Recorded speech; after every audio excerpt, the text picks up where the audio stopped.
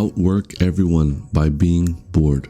The underrated key to using dopamine productively. Today I'm going to share my system for getting things done even when you don't feel like it.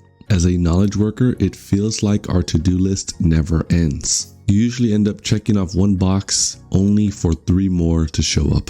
Then there's our phone.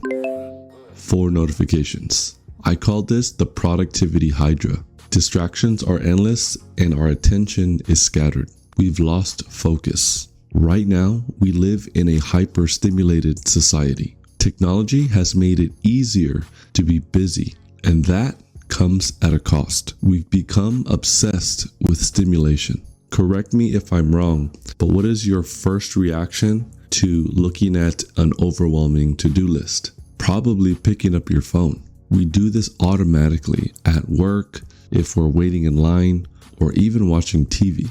We compulsively check our devices because we're pulled towards this algorithmic entertainment. Everything from social media to Discord and even our email inbox. Why does the thought of doing nothing seem like torture? Could it be the resistance to sitting with your own thoughts? The pull of novelty that our lizard brains crave? Or just the low resistance to picking up our phones? I've been guilty of saying this. I get bored easily. But here's the truth. Boredom is the key to producing outstanding results. Most people aren't comfortable with silence, but silence is the key to getting out of your comfort zone. Today, we'll discuss how to use boredom to be more productive, even if you're neurodivergent or multi-passionate.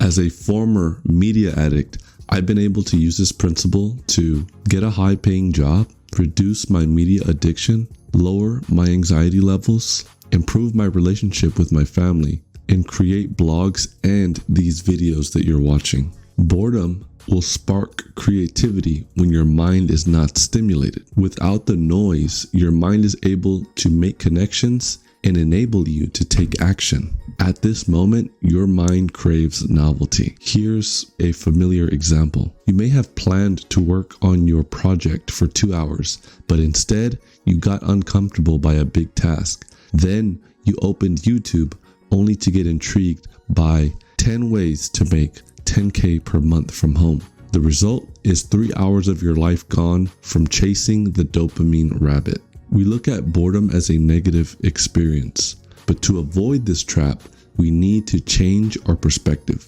So why does our mind hate boredom so much? If you're familiar with the shock experiment, this revealed that people would rather shock themselves, inflicting physical pain, than sit alone in a room with nothing to do. That says a lot about our mind's resistance to the monotony of nothingness. Boredom is our mind's attempt to get a hit of dopamine and avoid discomfort. Whether you're hungry, thirsty, or horny, your mind is pushing you to do something about it. So how can we use this to our advantage and hack our minds? I'm going to share 2 methods. One is short-term and another is long-term. The first one is called the 3F method. Use this method when you have a project to start, but you're procrastinating on it. 1 is fidget.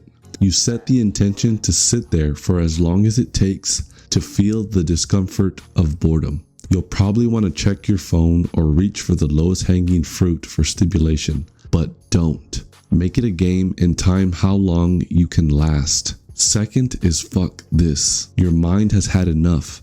It's willing to do anything but just sit there and take another second to deal with itself. You may have even come up with some creative solutions for your project. Be sure to write them down and move to this next step. 3 is finish. Finally, get back to your task and use your newly heightened state to get the momentum rolling. For this to work, you have to have a good level of self-awareness. Otherwise, you'll just end up resorting to the bad habits. I found it really helpful to put my phone away in another room so that I'm not relying on willpower not to check it.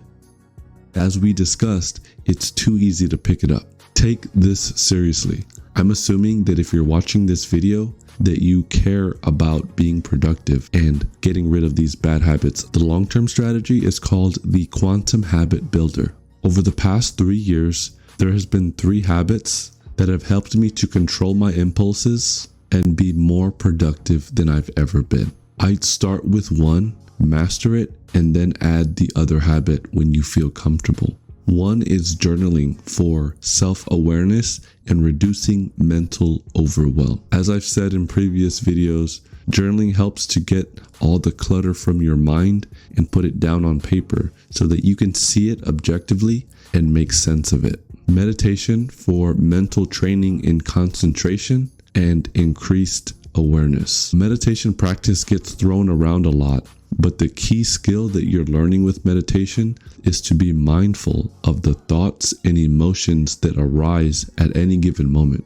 Once you've trained this skill to a high enough degree, you are able to notice when your mind and body get uncomfortable with boredom, and you can make the right decision. The third habit is a dopamine declutter to reset your brain's need for stimulation. Right now, your baseline level is probably really high. By strategically removing a lot of the high stimulation activities that you're doing now, you'll be able to reset that baseline and be more comfortable with boredom and getting hard things done that you set out for yourself. Down below, I've linked a guide to help you do this, starting from easy mode all the way down to a harder challenge. So to wrap up this video, just remember that boredom is the spark for creativity and finding solutions to your most burning problems. A dopamine reset will help your mind to be more comfortable with slower activities